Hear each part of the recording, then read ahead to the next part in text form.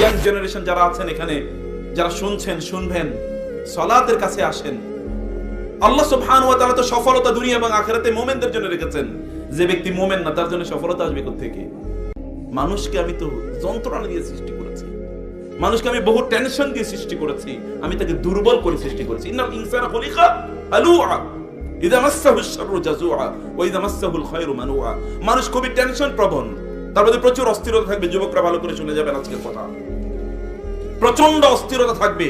আমি কি করব? ব্যবসা করব, চাকরি করব, পড়াশোনা করব, কোনো কিছুই তো ভালো লাগতেছে না। বিয়ে শাদীর বয়স চলে যায়, বিয়ে শাদী করতে পারছি না, অথবা আপনাদের মেয়েদেরকে বয়স হয়ে যাচ্ছে, এখনো মেয়েদেরকে বিয়ে দিতে পারছেন না, এত টেনশন। আল্লাহ আগেই বলে দিচ্ছেন ইন্নাল ইনসানা খুলিকা হালুআ। মানুষ তুমি কেবল টেনশনে থাকবে, কেবল টেনশন, কেবল এনজাইটি থাকবে, তোমার কেবল বিপর্যয়, কেবল দুশ্চিন্তা, কেবল দুর্ভাবনা, এগুলো সব কিছু থাকবে। বাঁচার একটাই মাত্র উপায়, তা হচ্ছে ইল্লাল মুসাল্লিন। সফলতা তো কেবল কাদের জন্য? নামাজীদের জন্য। কদ আফলাহাল মুমিনুন আল্লাযীনা হুম ফি সালাতিহিম খাশিউন। কেবলমাত্র সফল হবে মুমিনরাই যাদের সালাতের মধ্যে তারা হচ্ছে প্রচন্ড বিনয়ী, এবং সালাতের মধ্যে তারা প্রচন্ড আন্তরিক, সালাতের মধ্যে তারা কেবলমাত্র আল্লাহ সুবহানাহু ওয়া তাআলাকে তারা স্মরণ করে, অন্য কোনো কিছু না। রিজিক দেওয়ার মালিক কে? রিজিক কি আল্লাহ আপনাকে দেবেন না? রিজিক কোত্থেকে আসে? রিজিক কি জমিনে নাকি? রিজিক কোত্থেকে আসে? ওয়া ফিস সামাই রিজকুকুম ওয়া মা তুআদুন। আল্লাহ বলছেন ওয়া ফিস সামাই রিজকুকুম, আসমান থেকে রিজিক আসে। রিজিক আসে কোত্থেকে? আসমান থেকে রিজিক আসে। রিজিক জমিনে থেকে, জমিন থেকে আসে না। অতএব ফয়সালা হয় আসমানে। সেই ফয়সালা আসমান ওয়ালা যিনি আছেন, আসমানের যিনি মালিক, সেই মালিকের কাছে রিজিক চাইতে হবে। আদারওয়াইজ কোন রিজিক পাবেন না, আদারওয়াইজ রিজিক পাবেন না। এমনও হতে পারে আপনি বহু কিছুর মালিক, কিন্তু এগুলো আপনার জন্য রিজিক না, এগুলো অন্য কারোর জন্য করে যাচ্ছেন আপনি সারাদিন রাত পরিশ্রম করে, কিন্তু আপনি নিজে ভোগ করতে পারবেন অন্য কারোর জন্য। এটা এরকম হয় কিনা? আছে কিনা? এরকম এরকম বহু আছে, অসংখ্য আছে। রিজিক দেওয়ার মালিক হচ্ছেন আল্লাহ। আল্লাহ তাআলা এই জন্যই তিনি বলেছেন, কোরআনে তিনি বলেছেন, আমি তো তোমার কাছে রিজিক চাই না, ইন্নাল্লাহু ওয়ার রাজ্জাকু যুল কুওয়াতিল মাতিন। রিজিক দেন কে? আল্লাহ তাআলা। আমি তো তোমার কাছে রিজিক চাই না। হে বান্দারা, লা তাকতুলু আওলাদাকুম খাশিয়াতা ইমলাক নাহনু নারযুকুকুম ওয়া ইয়্যাকুম নাহনু নারযুকুহুম ওয়া ইয়্যাকুম। তোমাদের সন্তানদের রিজিকও আমি দেই, টেনশন করার কোনো কারণ নাই। সন্তান হলে রিজিক দেয় কে? আপনার টেনশন করার কোনো কারণ আছে? সন্তান যিনি দেন তিনি কি রিজিক দেন না? এই জন্য সহিহ বুখারী হাদিসে রাসূলুল্লাহ সাল্লাল্লাহু আলাইহি ওয়াসাল্লাম বললেন, মনে ভালো করে শুনুন, যখন একজন মায়ের সন্তান জন্ম দেওয়ার যখন ইস্যু আসে, তখন আল্লাহ তাআলা এক বিন্দু পানি মায়ের গর্ভের মধ্যে গিয়ে এখানে কি করেন? ওখানে স্থাপন করে দেন।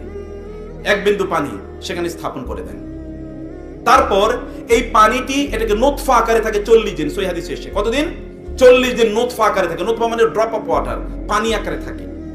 তারপর এটা কি হয়ে যায়? আলাকা। আলাকা হয়ে যায়, এটি আরো 40 দিন পর্যন্ত। আলাকা মানে হচ্ছে রক্তপিণ্ড। এই যে পানি ওইখানে গিয়ে জমা হয়েছে না মায়ের গর্ভে, এই পানিটা 40 দিনের প্রথম 40 দিন পানি আকারে থাকে, এরপরে 40 দিন এটা কি আকারে থাকে? আলাকা। আলাকা আলাকা মানে হচ্ছে ব্লাড ক্লট। এখানে যারা কেমিস্ট্রি পড়েছেন আপনারা জানেন, বায়োলজি যারা পড়েছেন তারা জানেন, ব্লাড ক্লট রক্তপিণ্ড, এটা রক্তের মতো হয়। এবং এই জন্য দেখবেন কোন মায়েদের যদি তাদের যদি ধরেন ওই 2-3 মাসে যদি তাদের কোনো অ্যাবর্শন হয়ে যায়, অর্থাৎ যদি তাদের যদি মিসক্যারেজ হয়ে যায়, তখন দেখবেন কেবল রক্ত, ওইখান থেকে একটা রক্তপিণ্ড কেবল বাইর হয়, আর কিছু না, একটা রক্ত। তারপরে কি হচ্ছে? তারপরে এখানে একটা মাংসের টুকরো, মুদগা, মুদগাতান। এরপর আল্লাহ তাআলা এটাকে মুদগা করে দেন, একটা মাংসপিণ্ড। এরপরে কি? সুম্মা জাআলনাহু খালকান আখারা ফাতাবারাকাল্লাহু আহসানুল খালিকিন। এরপরে তার প্রথম গজায় কি বলেন তো? প্রথম কি গজায়? এই যে এটার নাম কি? কান। কান প্রথম গজায় কান। তার শরীর অঙ্গ প্রত্যঙ্গগুলো এখন ডেভেলপ করতে থাকে। প্রথম যেটা ডেভেলপ করে এটার নাম হলো কান। এই জন্য সন্তান যখন পেটে থাকে তখন মায়েদেরকে কি করতে হয় বলেন তো? কোরআন তেলাওয়াত করতে হয়, কোরআন তেলাওয়াত শুনতে হয়, ভালো কথা বলতে হয়, ভালো কথা শুনতে হয়। এগুলো করলে ওই যে সন্তান যে পেটের মধ্যে আছে ওর কানে সর্বপ্রথম কোরআনের আওয়াজ যায়, এবং এই সন্তানগুলো তখন আল্লাহওয়ালা হয়ে যায়। আদারওয়াইজ এগুলো সব কি হবে? গান শুনতেছে, এরপরে এগুলো বাইর হয়ে তারপরে ডিস্কো ড্যান্সার করা শুরু করে দেবে। দেখেন না এখন পোলাপাইন 2 বছরের বাচ্চা মোবাইল হাতে না দিলে কি খায় না। কোত্থেকে শিখলো এটা? কে শিখিয়েছে তাকে? এগুলো ওইখান থেকে শিখে এসেছে, ওইখান থেকে শিখে এসেছে। আপনার সন্তানকে আপনি কি শেখাচ্ছেন? যে ওইটা আমার আলোচনার বিষয় না। আমি বলছি যে আল্লাহ সুবহানাহু ওয়া তাআলা এই যে 3 মাস এই যে 40 দিন 3 40 কত 120 কয় মাস হয় বলেন? 4 মাস। 4 মাস পরে এরপরে আল্লাহ সুবহানাহু ওয়া তাআলা একজন ফেরেশতাকে পাঠান এবং তাকে নির্দেশ প্রদান করেন যে এই শিশুটির জন্য, এই যে সন্তানটি আসবে, এই সন্তানের জন্য 4টা জিনিস লিখে দাও। বিকাতবি আরবা আশিয়া, 4টা জিনিস তার জন্য যেন লিখে দেওয়া হয়। 1 নম্বর হচ্ছে তার লিখে দেবে তার রিজিক কি হবে এই জমিনে, সে কি খাবে, কি করবে না করবে, কতটুকু, এগুলো তার রিজিক লেখা থাকে। এবং 2 নম্বরে লেখা থাকে কি তার আজল, সে কতদিন এই পৃথিবীতে বাঁচবে, এগুলো তার লেখা থাকে। এবং 3 নম্বরে লেখা থাকে ওয়া আমালুহু, সে কি কাজ করবে। এবং 4 নম্বরে লেখা শাকিয়ুন আম সাঈদুন, সে কি জান্নাতি নাকি জাহান্নামী। এগুলো ওইখান থেকে আল্লাহ তাআলা নির্ধারণ করে দেন। আমি যে কথা বলছিলাম রিজিক আল্লাহ সুবহানাহু ওয়া তাআলা সৃষ্টির আগেই নির্ধারণ করে দেন কিনা বলেন তো? দেন না? আওয়াজ করছেন না কেন? দেন কিনা? তাহলে আপনার রিজিক নিয়ে তো টেনশন কেন? রিজিকের মালিক যিনি, টেনশন তো যদি করতে হয় তাহলে তার করবার কথা নাকি? রিজিক নিয়ে তো আপনার কোনো টেনশন নাই। তিনি যদি আপনাকে উন্মুক্ত ভাবে দিতে চান, এই ক্ষমতা তার নাই? রাসূলুল্লাহ সাল্লাল্লাহু আলাইহি ওয়াসাল্লাম বলেন, আল্লাহ সুবহানাহু ওয়া তাআলা বলেন, ইন্নী কাসামতু সলাতা বাইনি ওয়া বাইনা আবদি নিসফাইনি ওয়া লি আবদি মা সাআলা, আমি নামাজকে আমার মাঝে এবং আমার বান্দার মাঝে কি করে দিয়েছি, ভাগ করে দিয়েছি, এবং নামাজে দাঁড়িয়ে আমার বান্দা আমার কাছে যা চায় আমি তাকে তাই প্রদান করব। বুঝেন নাই? নামাজে দাঁড়িয়ে ওয়ালি আবদি মা সাআলা, এটা আল্লাহ বলছেন, আর কেউ না। পৃথিবীর যত প্রভাবশালী ব্যক্তি হোক না কেন, সে প্রভাবশালী ব্যক্তি যদি কোনো ওয়াদা করে, এই ওয়াদা মিস হওয়ার সম্ভাবনা আছে কি নাই? আছে। কিন্তু আল্লাহ ওয়াদা করলে মিস হবে নাকি? ইন্নাল্লাহা লা ইউখলিফুল মিআদ, আল্লাহ তার ওয়াদা তো ভঙ্গ করেন না। ইন্নাকা লা তুখলিফুল মিআদ, আল্লাহ তুমি তো তোমার ওয়াদা ভঙ্গ করো নাই। দাঁড়িয়ে দেখেন নামাজে, সত্যিকার অর্থে নামাজে দাঁড়িয়ে দেখেন, আল্লাহকে ভুলে যায়েন না। আল্লাহকে ভুলে গেলে দুনিয়াটা আল্লাহ তাআলা আপনার জন্য জাহান্নাম বানিয়ে দেবেন। ومن أعرض عن ذكري فإن له معيشة ضنكا ونحشره يوم القيامة أعمى قال رب لم حشرتني أعمى وقد كنت بصيرا قال كذلك أتتك آياتنا فنسيتها وكذلك اليوم تنسى। হৃদয় ফেটে যাওয়ার কথা যদি আপনি বুঝতে পারতেন, প্রিয় ভাইরা, ফেটে যাওয়ার কথা। ওমান আ'রাদা আন যিকরি, আমার নামাজ থেকে যে মুখ ফিরিয়ে নেবে, ফাইন্না লাহু মাঈশাতান দনকা, আমি এই দুনিয়ার জীবনটাই তার জন্য কঠিন করে দেব। দুনিয়ার জীবন কঠিন করে দেব। কি আপনি যদি যারা আল্লাহ ওয়ালা দিনদার, যদি তাদের জীবনটা দেখতেন, তারা কি জান্নাতের মধ্যে আছে। আর যারা অনেক সম্পদ, অনেক ক্ষমতার অধিকারী, ওদের দিকে তাকিয়ে দেখেন, ওদের ঘুম নাই, নিদ্রা নাই, ডায়াবেটিস, ব্লাড প্রেসার, ক্যান্সার, হার্টের ডিজিজ, অথবা কি কিডনি ফেইল, এমন কোন রোগ নাই যে রোগ দিয়ে আল্লাহ তাআলা পূর্ণ করে দেন নাই। দুনিয়াটাই ওর জন্য জাহান্নাম। কিন্তু যারা আল্লাহ ওয়ালা, তাদের জন্য দুনিয়াটাই কি আল্লাহ তাআলা তার জন্য জান্নাতের মতো করে দিয়েছেন। এইরকম যে কারণ দুনিয়াতে সে আল্লাহ ভালোবাসা পেয়েছে, ওই ফিল, এটা কেবলমাত্র এই দুনিয়ার সাজসজ্জা, অনেক কিছু সম্পদ, ক্ষমতা, এগুলোই শোনা। ইয়া আইয়াতুহান নাফসুল মুতমাইন্নাহ ইরজিই ইলা রাব্বিকি রাদিয়াতাম মারদিয়া, এটা ইতমিনান। ইব্রাহিম আলাইহিস সালাম বললেন, যখন তিনি বললেন রব্বি আরিনি কাইফা তুহিল মাউতা, ক্বালা আওয়ালাম তুমিন, ক্বালা বালাক ওয়ালাকিন লিয়াতমাইন্না কলবি, আমার অন্তরের একটা ইতমিনান দরকার, একটা প্রশান্তি দরকার। আমি প্রশান্তিটা কেবলমাত্র অর্জন করতে চাই। এই প্রশান্তি কেবলমাত্র আল্লাহর সামনে দাঁড়ালে অর্জন হয়। এটা অন্য কোথাও, অন্য কোন জায়গায় আপনি কিচ্ছুর মধ্যে এটা পাবেন না, অন্য কোথাও আপনি এটা পাবেন না। প্রিয় ভাইরা, এই যে যুবকরা অনেকে আমাদেরকে এসে বলে তাদের জীবনে অনেক সমস্যা, অনেক সংকট, এই যে আপনারা বলেন অনেক সমস্যা, অনেক সংকট। আল্লাহ তাআলা বলেন কদ আফলাহাল মুমিনুনা আল্লাযীনা হুম ফি সলাতিহিম খাশিউন, মুমিনরা সফল হবে। তাহলে ব্যর্থ হয় কেন মুমিনরা? বুঝেন নাই কথা? আল্লাহ তাআলা বলছেন মুমিনরা সফল, আর আপনি এসে বলছেন কি আমি ব্যর্থ। কিভাবে হলো তাইলে ব্যর্থতা? তাহলে মূল কারণ কি? মূল কারণ হচ্ছে ওই যে ওইটাই, মূল কারণ ওইটাই, তারা তাদের সালাতের মধ্যে নাই, তারা তাদের নামাজের মধ্যে নাই। রাসূলুল্লাহ সাল্লাল্লাহু আলাইহি ওয়াসাল্লাম বলেছেন আস-সালাতু নূরুন, নামাজ কি? নামাজ কি? আলো। আলো কোথায়? আলো দুনিয়ায় আলো, আখিরাতেও আলো। বুঝেন নাই? দুনিয়ায় আলো, আখিরাতেও আলো। দুনিয়ার আলোর কথা বলি, আখিরাতের কথা আমি একটু পরে বলছি। সালাত কিভাবে আপনার জন্য আলো হবে? প্রিয় ভাইরা, চারিদিকে অন্ধকার, কেবল চোখে অন্ধকার দেখতেছেন, এরকম লোক আছে না বলে কেবল ভাই চোখে অন্ধকার দেখতেছি। চোখে কেবলমাত্র কি পোকা জানো বলবো এটাকে, মানে জোনাকি পোকা দেখছি, অথবা চোখে কেবলমাত্র মরিচিকা দেখছি, কেবলমাত্র মরিচিকা দেখছি, ধুধু ধুধু এরকম দেখছি। কোন মুমিনের জন্য চোখে কোনোদিন ধুধু দেখার প্রশ্ন আসে না, কারণ as-salatu নূরুন, সালাত, নামাজ তার জন্য আলো, নামাজ তার জন্য আলো। কোন অন্ধকার তাকে কোনোদিন ডেকে দিতে পারে না। রাসূলুল্লাহ সাল্লাল্লাহু আলাইহি ওয়াসাল্লাম তার যখন টেনশন হতো তখন তিনি কি করতেন বলেন তো? তিনি বেলালকে বলতেন, আকিমিস সালাত আরিহনা বিহা বেলাল। বেলাল, একটা টেনশন সামনে দেখতে পাচ্ছি, ইম্প্যান্ডেন্ট ডেঞ্জার, একটা বিপদ দেখতে পাচ্ছি, নামাজের ব্যবস্থা করো, নামাজে দাঁড়িয়ে যাই, নামাজে দাঁড়িয়ে গেলে আমার এই সমস্যা সমাধান হয়ে যাবে। এবং তাই হয়েছে, তাই হয়েছে। বদরের যুদ্ধ, বিশাল বড় বাহিনী, 1000 সৈন্যবাহিনী, সেখানে তাদের যেই অস্ত্র শস্ত্র এবং হিউজ ট্রেনিং প্রশিক্ষিত সৈন্যরা সেখানে আসলো। আর এখানে কেবলমাত্র রাসূল সাল্লাল্লাহু আলাইহি ওয়াসাল্লাম যাদেরকে নিয়ে গেলেন তাদের কাছে মাত্র 2টা ঘোড়া আছে। ঘোড়া কয়টা বলেন তো? মাত্র 2টা। ওদের ওইখানে কিন্তু ভরপুর। আর এখানে তাদের তলোয়ার মাত্র 2-3টা আছে, আর কিচ্ছু নাই। এই লোকগুলো অধিকাংশই দুর্বল, অধিকাংশই দুর্বল। কারণ এরা মক্কায় কি ছিল? অধিকাংশ এখানে তারা স্লেভ, কৃতদাস হিসাবে তারা ছিল। এত দুর্বল সাহাবীদেরকে নিয়ে তিনি গেলেন যুদ্ধের ময়দানে। তিনি বললেন, সালাতের মধ্যে তিনি দাঁড়িয়ে গেলেন। সালাত শেষ করে তিনি আল্লাহর কাছে প্রার্থনা করছেন, কাঁদছেন, আল্লাহ ইন তুহলিক হাযিহিল ইসওয়াবা লা তু'বাদ ফিল আরদি আবাদা। আল্লাহ, যদি এই ছোট্ট কয়েকটা লোকের নিয়ে আমি যুদ্ধের ময়দানে এসেছি বিশাল বড় বাহিনীর বিরুদ্ধে, যদি এরা আজকে পরাজিত হয়, এই জমিনে তোমার নাম নেয়ার আর কে থাকবে আমি বুঝতে পারছি না। আল্লাহ সুবহানাহু ওয়া তাআলা, তিনি আল্লাহর কাছে দোয়া করছেন আর কাঁদছেন। তার মাথা থেকে কাপড় যেটা ছিল এটি কান্নার কারণে পড়ে গেছে। আবু বকর রাদিয়াল্লাহু তার পিছন থেকে এসে কাপড়টা উঠিয়ে দিয়ে বলেন, ইয়া রাসূলুল্লাহ, যথেষ্ট, আপনার দোয়া অলরেডি আসমানে কবুল হয়ে গেছে। এবং এরপরে দেখেন না, যুদ্ধের ময়দানে গিয়ে ওই কুরাইশের বিশাল বড় বাহিনী ওইখানে দাঁড়াতেই পারে নাই, দাঁড়াতেই পারে নাই। সেখান থেকে তারা পালিয়ে যেতে বাধ্য হয়েছে। ডিভাস্টেটিং ডিফিট, এমন একটা পরাজয় যে পরাজয় ইতিহাসের জন্য টার্নিং পয়েন্ট। যদি সেই দিন ইসলাম সেখানে পরাজিত হতো, মুসলিমরা পরাজিত হতো, কি হতো আল্লাহ তাআলাই ভালো জানেন। কিন্তু আল্লাহ সুবহানাহু ওয়া তাআলা সালাত দেখেছেন না, রাতের বেলা রাসূল সালাত আদায় করেছেন, সালাত আদায় করে আল্লাহর কাছে প্রার্থনা চেয়েছেন। এটা এমন একটা ইবাদত যে ইবাদত কোনো অবস্থায় ছাড়া যায় না। এই যে ব্যর্থতার কথা আমি বলি, ইয়াং জেনারেশন যারা আছেন এখানে, যারা শুনছেন, শুনবেন, সালাতের কাছে আসেন। আল্লাহ সুবহানাহু ওয়া তাআলা তো সফলতা দুনিয়া এবং আখিরাতে মুমিনদের জন্য রেখেছেন।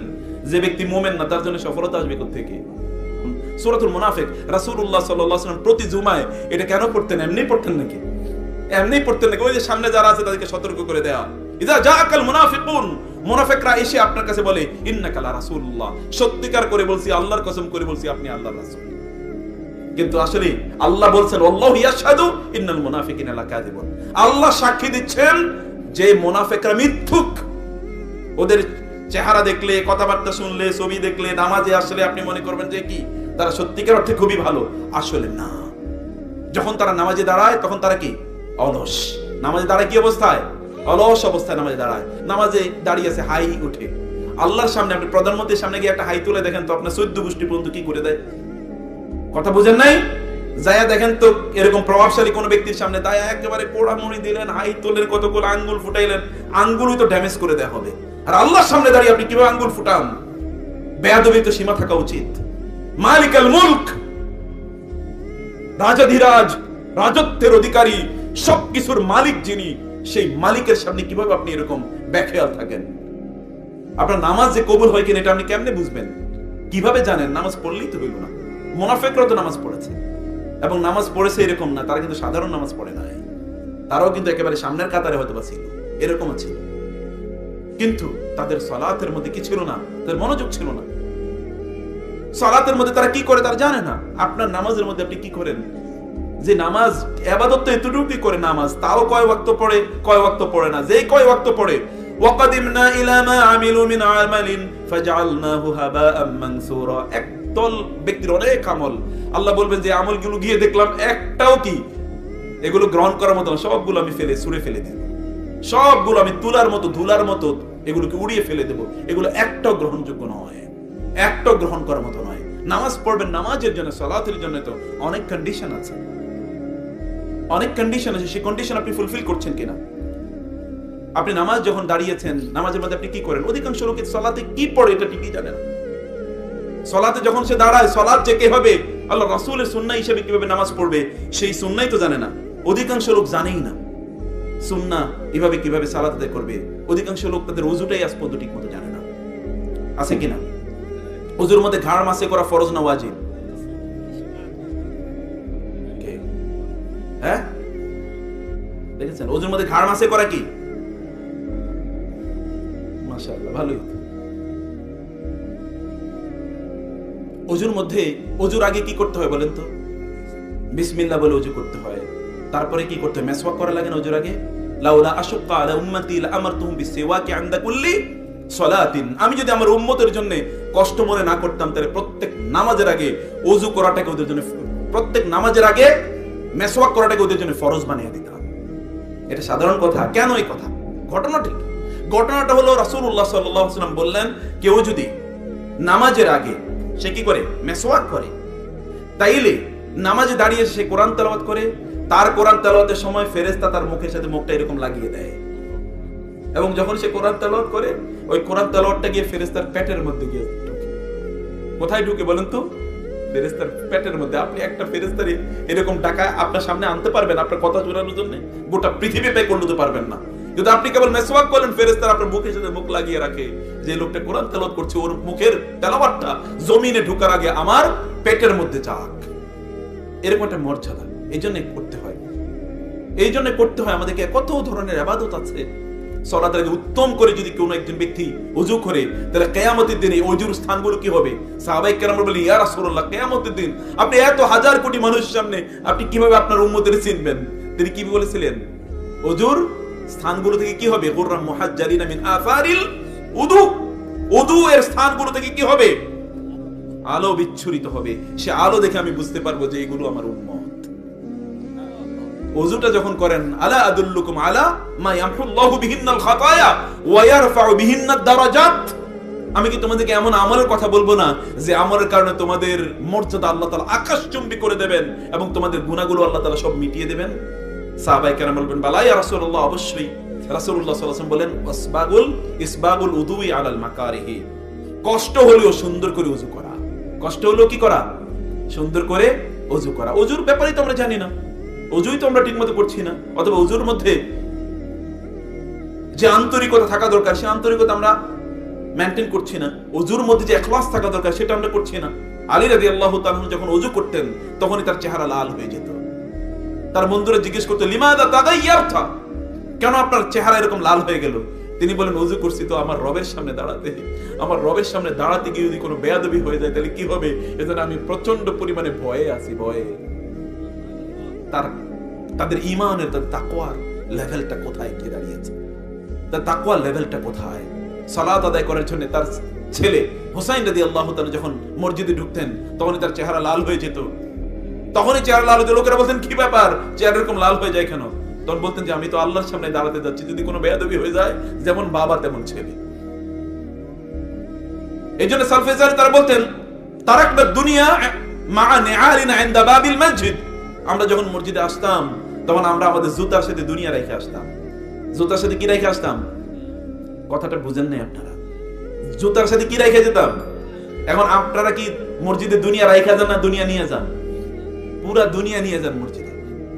পুরো দুনিয়া, জুতা তো নিয়ে যাই, গোটা দুনিয়াও আমরা মসজিদে নিয়ে যাই। কিভাবে?